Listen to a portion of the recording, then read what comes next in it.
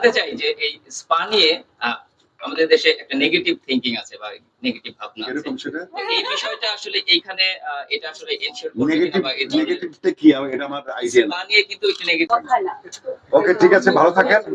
আমার আরেকটা কাজ সিনেমা নিয়ে একটু জিজ্ঞেস করতে চাই বলেন। তাহলে এই চিন্তা ভাবনা হয় যে এই স্পার ভেতরে আসলে অনেক কিছু হয়, অনৈতিক কাজ হয়, এরকম বিষয়টা কিন্তু আমাদের এই দেশে তবে এই প্রতিষ্ঠানের যে মালিক যেটা করেছে তাতে আমার মনে হয় যে উনি যে নেগেটিভ যে চিন্তা ভাবনাটা সেটার মধ্যে উনি থাকবে না, কারণ উনি মানুষ হিসেবে এবং একজন গুড বিজনেসম্যান সে। অতএব যেটা নরমালি যেটা হয়ে থাকে সেটাই এখানে হবে। এখানে একটা জিনিস শেয়ার করি। আর এটা ফ্যামিলি হোটেল একটা। আর হ্যাঁ, ক্যাপিটাল এটা কিন্তু একটা হোটেল। এটা কিন্তু মানে অনেক বছর, প্রায় কত বছর ধরে 36 বছর, তার মানে একটা সম্মানের সহিত এত বছর ধরে একটা হোটেল আছে। সো উনি ওইভাবে চিন্তা করে উনি সেলুন আর স্পাটা দিয়েছে। আমার মনে হয় মানে প্রশ্ন থাকার কথা না। ওকে ঠিক আছে, ভালো থাকেন।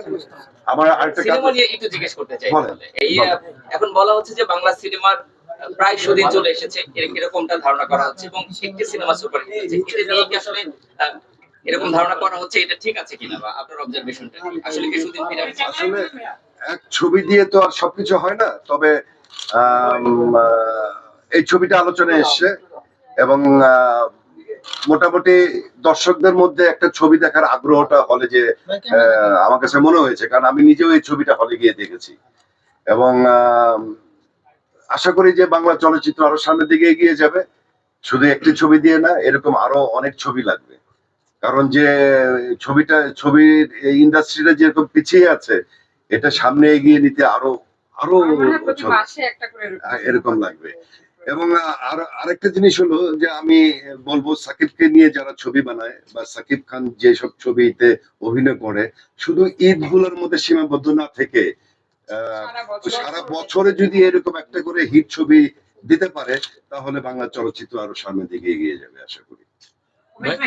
যেন ওমেন্সটাও চালু হোক এবং আমরা সেখান থেকে সার্ভিস নিতে পারি, because self care and skin care সবার জন্য ইম্পর্টেন্ট। এটা ছেলে বা মেয়ে এটা কোনো ম্যান্ডেটরি না। একটা ছিল আগে যে শুধু মেয়েরাই পার্লারে যায় বা সেলুনে যায়, বাট ছেলেদের জন্য সেম সবকিছুই দরকার। সো স্কিনের নিজের ব্যাপারে টেক কেয়ার করা আমার কাছে মনে হয় এটা একটা ভালো দিক। সো ছেলেরা যারা এই এরিয়াতে থাকেন, পল্টনে বা মতিঝিল পুরো এরিয়ার যারা আছেন, খুব সুন্দর একটা ডেকোরেটিভ আমরা দেখলাম একটা স্পা। আপনারা চাইলে এখানে এসে সেলুন বা স্পা নিতে পারবেন।